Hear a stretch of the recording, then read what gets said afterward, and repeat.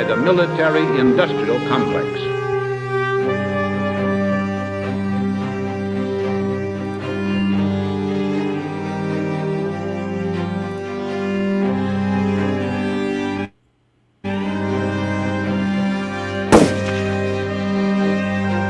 I'm just a patsy.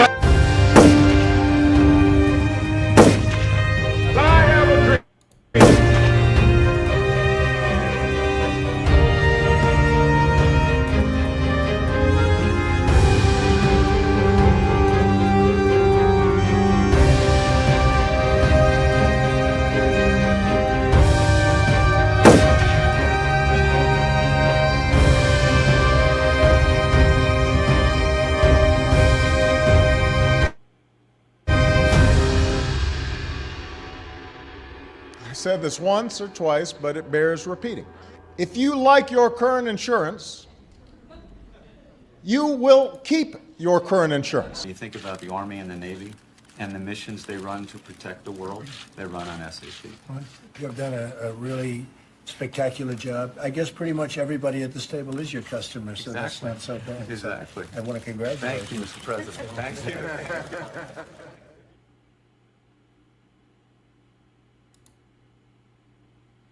And we're live with George Webb from an undisclosed location somewhere in Europe. Oop, and he just dropped out.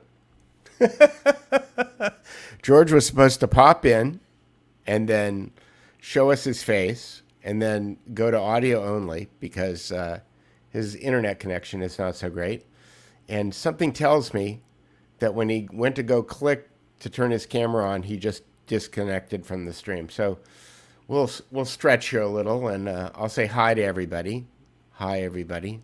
And I won't ask the question. Oh, here we go.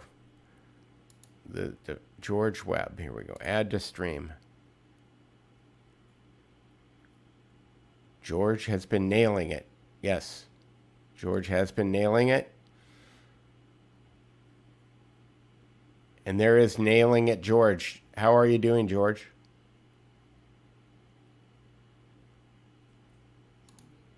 You're muted, George. Can you hear me, Peter? I can hear you. Yeah, roughly. Yes, I can hear you. Oh, and now what George has done is that go on, George. Okay. Well, I'm here in France. We're traveling all over the place and like crazy nuts. But one of the things I have had the chance of doing is spending a little time at the Bank of International Settlements. And so I'm in the hotel lobby here. I'm just going to move over here. Hopefully I'll get better internet reception. I apologize. So let me know if this is better. But it seems a little better. Yeah, a little better. It's funny because I just did this piece on Bank of International Settlements.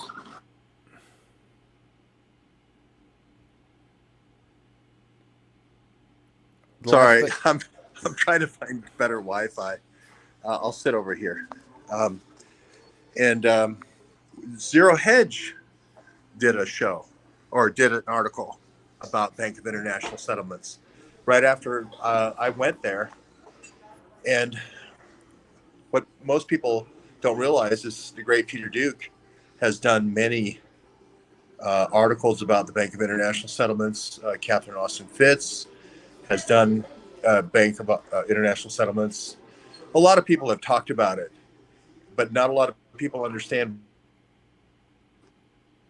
and what it does. So, Peter, can you talk a little bit about what you've done with that topic in the past? Well, yeah, I mean, again, I'm just a collector of information, but yeah, the Bank of International Settlements is the bank of all banks, right? It's the reserve bank for all the reserve banks, and so in a lot of ways they call it the shots. And I'm about halfway through a documentary that Chris Milligan tweeted out a link to a book today called From JFK to 9/11, which is a 3 hour and 40 minute video that I've been watching. he really does a great job of tying together all of the banker intrigue with all of the things that we've been talking about. So I highly suggest that to people who are watching. It certainly made it a lot simpler for me to understand. But the Bank of International Settlements is they're the shot callers from the bankster standpoint, and they wind up and they were formed between World War I and World War II, ostensibly as the bank that was supposed to repay the World War I German debt, but then wound up becoming the funnel through which Prescott Bush and Brown Brothers Harriman and a bunch of other banks wound up funneling the money into the Third Reich in order to basically create the Third Reich. You're muted, George. Hello. Boy, this is scintillating broadcasting, don't you think, folks? George. So my suggestion to George earlier was that he turn his video off and just go with audio, since we all know that he's there now. That way we could actually have a conversation. You'd see a little circle with a little blinking thing. In a perfect world, we'd have like a icon up for George or something, but instead we have this. So I'm not sure.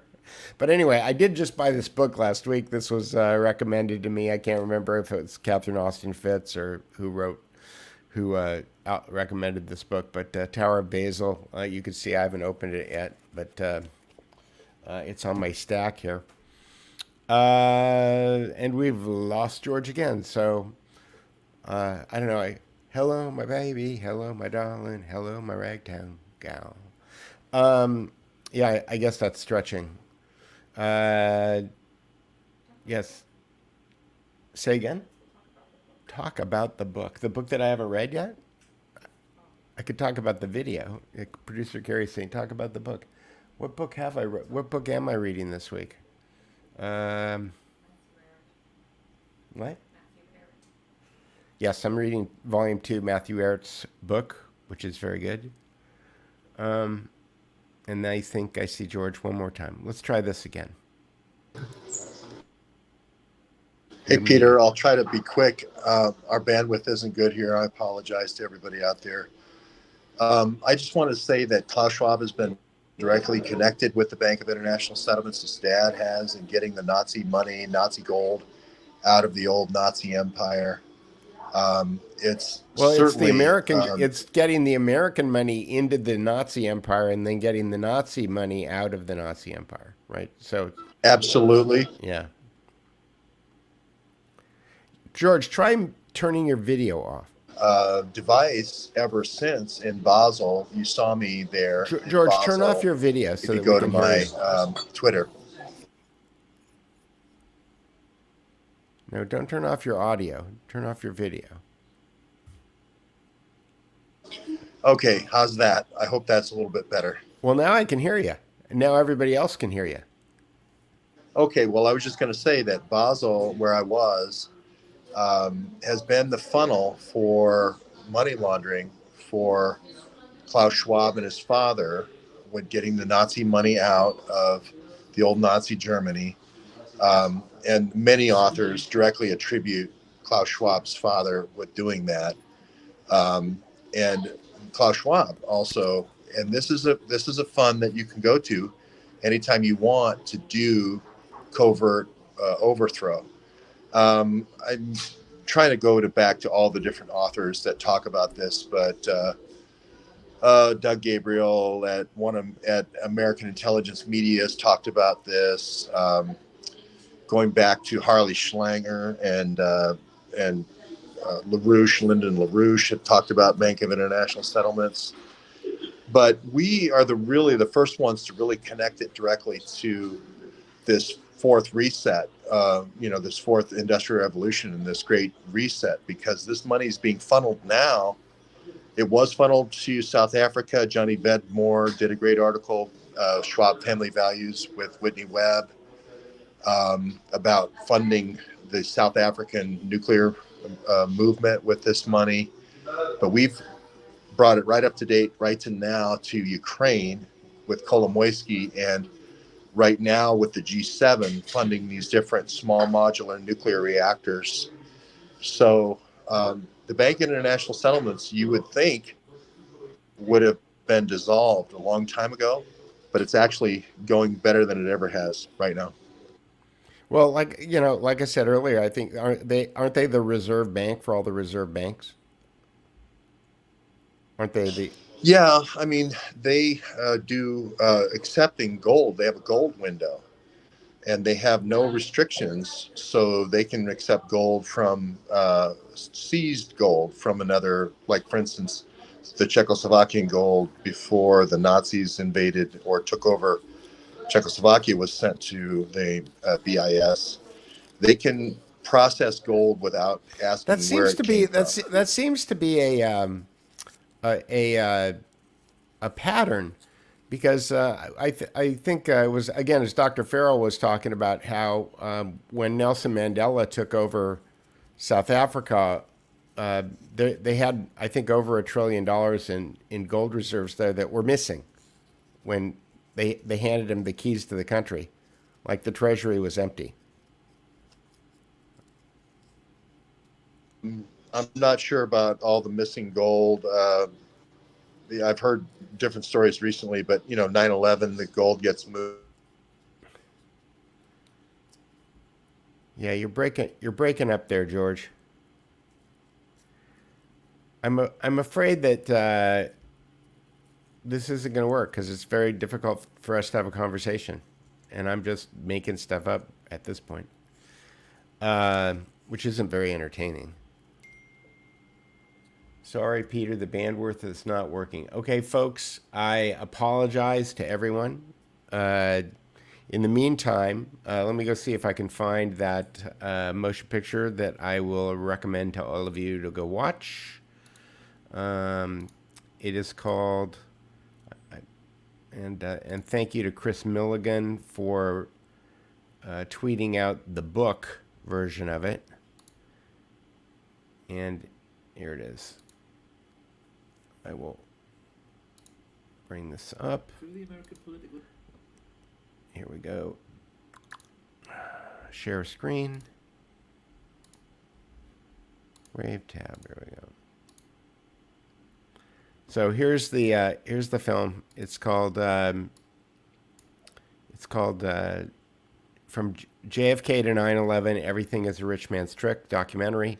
And this has really been one of the best things that I've seen in a long time, that actually takes you through pre-World War II, all of the banking, where all of the money is funneled, and then who winds up taking responsibility for everything after World War II. It's great, soup to nuts kind of overview. It's 3 hours and 27 minutes long. I'm probably halfway through. I highly recommend you take a look at this film. There's a better version of it on Vimeo. This is 480p. There's a 720p version of it on Vimeo. It's free to watch, and that's what I've been doing today when I've been waiting for George. So with that, if anybody's got any questions, I will answer them. Other than that, this is going to be a short one today. I will be gone. I'm leaving tomorrow. I will be out of town for 4 days, so I won't be able to do the show on Sunday. And I think that a week from today is when I can commit to being back, but that doesn't mean that I might come back earlier if I can find a way to squeeze in another show. Let's see. Producer Carrie has a question. Yes? What's the top story on the Duke Report, she asks. Remove. Okay, here we go. The Duke Report, what's that? All right, the top story, if I can add it.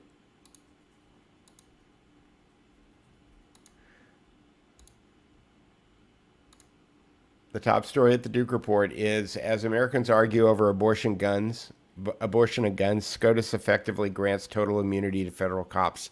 So something that seemed to be flying under the radar while everybody was screaming about abortion and guns last week is the idea that the Supreme Court made a ruling that basically said that cops can do anything they want. There will be no consequences for cops who brutalize the citizenry, and no justice for the victims of police brutality. This story by the Free Thought Project, which I think is originally comes from the Rutherford Institute,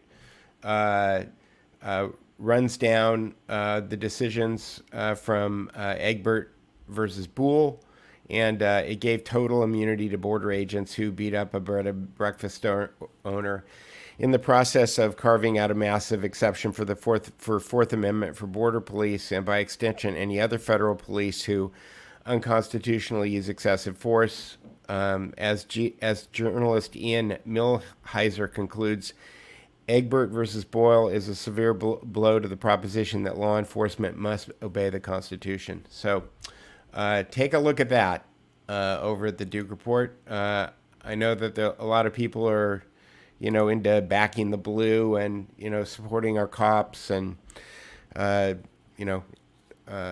supporting law enforcement in general. But in a country where you don't have law and order, and the police can pick and choose, who they want to brutalize, and they're not really accountable to anybody, I'm not sure that that's a state I want to live in.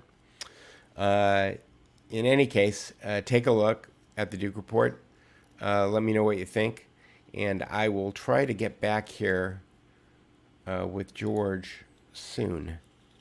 Debbie says, I wish people would realize that so much distractions goes on to miss a real story. Yeah, and you could thank producer Carrie for that, because I missed that story.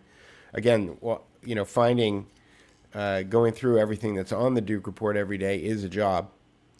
And that one just jumped out to her, and it turned out to be a good one. So big thumbs up to producer Carrie. Thank you very much. And with that, I think... Answer Sumner. All right. The Everything's a Rich Man's is a 3-hour documentary available on what channel? I only see it in a channel called Hidden Something. It's available on YouTube. Let me see if I can go get the link. I'll get the YouTube link, and I will put it in the chat here. Copy.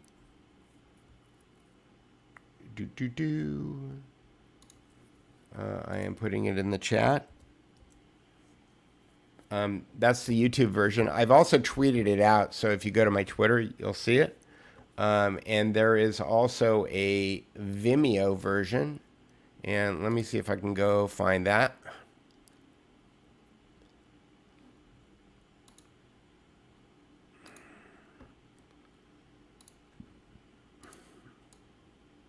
I think all I did was I searched for this in pre-search, which is my default search engine. You'll find a list of all the search engines on the Duke Report.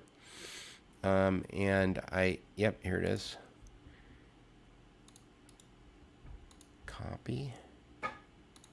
And here's the link to the Vimeo. So the YouTube is 480p. The Vimeo is 720p. And there's some minor details that I might quibble with the guy who made it, but I think it was made a few years ago, and maybe the information that I've got is newer than the information that he had. But I would say that this is in my book 90% correct, and the issues that I've got are niggling. They're small little details. That said, all right, everybody go watch this movie, and we can talk about it the next time I'm on. All right, talk to you later. Bye.